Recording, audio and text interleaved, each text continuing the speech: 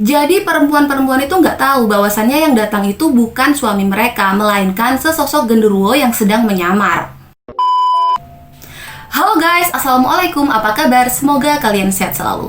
Kali ini aku mau membahas tentang asal-usul genderuwo. Kalau di Pulau Jawa biasa dikenal dengan genderuwo, sedangkan orang Sunda biasa menyebutnya dengan gandarwa. Nah, pasti kalian sudah nggak asing lagi dengan makhluk bertubuh hitam dan berbulu ini, karena makhluk ini memang paling dikenal di Pulau Jawa. Nah, gimana sih asal-usulnya dan mitos-mitos apa saja yang dipercayai masyarakat tentang makhluk satu ini? Kalian penasaran? Oke, listen to my YouTube channel. Let's get the best information. Genderuwo atau genderuwo adalah mitos Jawa tentang makhluk halus yang berwujud manusia bertubuh besar dan seluruh tubuhnya ditutupi rambut lebat. Nah, genderuwo ini dipercaya suka tinggal di hutan, bangunan tua, pohon besar, dan tempat-tempat yang lembab, sepi, juga gelap.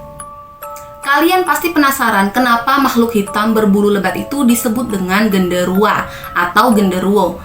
Nah, ternyata ada dugaan bahwasannya kata genderuwo berasal dari bahasa Kawi, yakni Gandarwa, yang mana bahasa Gandarwa tersebut berakar dari bahasa Sanskerta, yakni Gandarva. Dalam kepercayaan Hindu-Buddha sendiri, Gandarwa itu digambarkan seperti sesosok makhluk yang berjenis kelamin pria dan tinggal di kayangan. Sebagai informasi tambahan bahwasannya kepercayaan Hindu-Buddha adalah kepercayaan yang paling banyak dianut masyarakat Nusantara sebelum Islam masuk. Nah, jadi nggak heran masih cukup banyak istilah yang diambil dari zaman kerajaan Hindu-Buddha, guys. Di sisi lain, ada juga yang menyebutkan bahwa mitos genderuwo ini diduga berakar dari mitos kuno Persia, yakni Gandarewa. Dalam mitos tersebut, Gandarewa sendiri digambarkan sebagai sesosok siluman air yang selalu berusaha untuk memakan hal-hal baik. Namun akhirnya Gandarewa akan dikalahkan oleh seorang pahlawan yang bernama Keresaspa. Konon kabarnya, genderuwo dapat berinteraksi dengan manusia. Tak hanya itu, genderuwo sendiri juga dipercaya dapat menyamar menjadi wujud manusia, yang mana kemampuannya itu membuat dia dicap sebagai makhluk yang iseng dan sering berbuat tidak senonoh, terutama pada perempuan.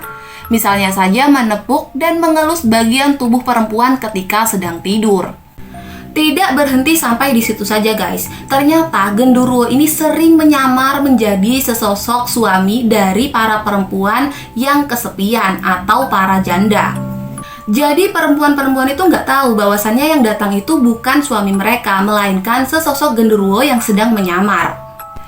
Nah, sebagian masyarakat pun juga mempercayai bahwasannya genderuwo ini bisa menghamili seorang perempuan hingga perempuan itu bisa memiliki keturunan darinya. Maka dari itu, kita harus senantiasa mendekatkan diri kepada Allah Subhanahu wa Ta'ala agar selalu terhindar dari gangguan jin. Selain dikabarkan bisa menjahili, menyamar, bahkan berbuat tidak senonoh pada seorang perempuan, ada legenda yang menyebutkan bahwasannya genderuwo ini bisa bersemayam di dalam rahim perempuan. Yang mana hal itu membuat si perempuan menjadi hiperaktif. Apabila pasangan si perempuan tidak bisa mengimbangi, maka si perempuan akan berinisiatif untuk mencari pasangan lain, karena sikap hiperaktif dari si perempuan itu telah dikendalikan oleh genderuwo, guys. Mungkin sosok genderuwo ini selalu digambarkan sebagai sosok yang jahat ya, tapi ada kepercayaan di Jawa yang menyebutkan bahwa nggak semua genderuwo itu jahat, ada juga yang baik. Yang mana genderuwo baik ini digambarkan seperti sesosok kakek yang berbaju putih dan terlihat begitu berwibawa. Genderuwo putih ini nggak jahat, bahkan dia sering menolong manusia, yang mana dia akan menjaga rumah dari orang-orang yang memiliki niat tidak baik, contohnya perampok. Pasti kalian penasaran banget asal-usul genderuwo ini. Kok bisa ada makhluk seperti itu? Nah, masyarakat mempercayai kalau genderuwo ini berasal dari arwah orang meninggal secara nggak sempurna. Contohnya bunuh diri dan kecelakaan. Namun arwah tersebut merasa penasaran dan belum mau menerima kematiannya. Berdasarkan kabar yang beredar, adapun salah satu cara untuk memanggil genderuwo adalah dengan membakar sate gagak. Karena dipercaya bahwa genderuwo ini suka banget memakan sate gagak, guys. Dan dikabarkan juga bahwasannya burung gagak ini adalah hewan peliharaan genderuwo.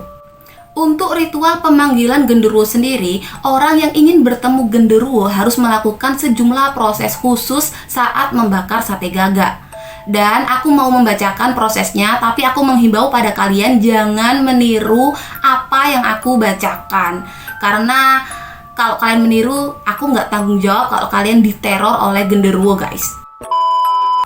Adapun proses pemanggilan genderuwo, kabarnya sebagai berikut. Burung gagak yang telah ditangkap harus disembelih dengan pisau yang sangat tajam agar darah gagak mengalir deras. Setelah disembelih, burung gagak harus dicabuti sampai bersih. Selanjutnya, daging gagak yang sudah bersih harus ditelikung.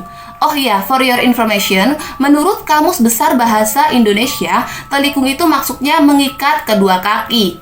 Nah, setelah itu, barulah gagak bisa dibakar di atas perapian. Gunanya, agar si genderuwo bisa mencium bau proses pembakaran.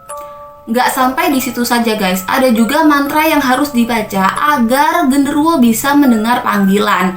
Tapi mantra tersebut tidak diketahui oleh banyak orang dan hanya segelintir orang saja yang mengetahui mantra tersebut, guys.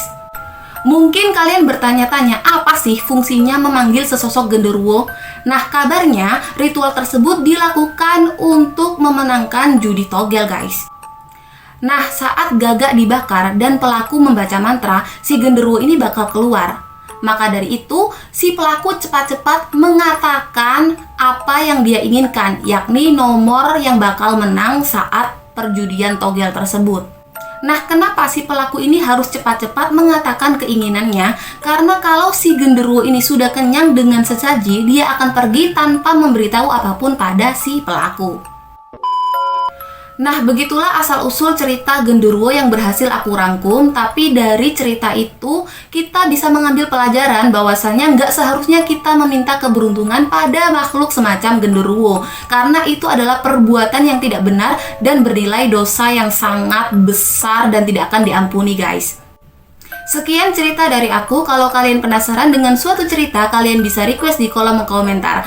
Kalau aku ada kesalahan kata atau kesalahan informasi, aku mohon maaf dan mohon koreksi. Karena sejatinya aku hanyalah manusia tepat salah dan tepat lupa. Kalau kalian suka sama video ini, kalian bisa like, comment, dan subscribe. See you next time. Dan wassalamualaikum.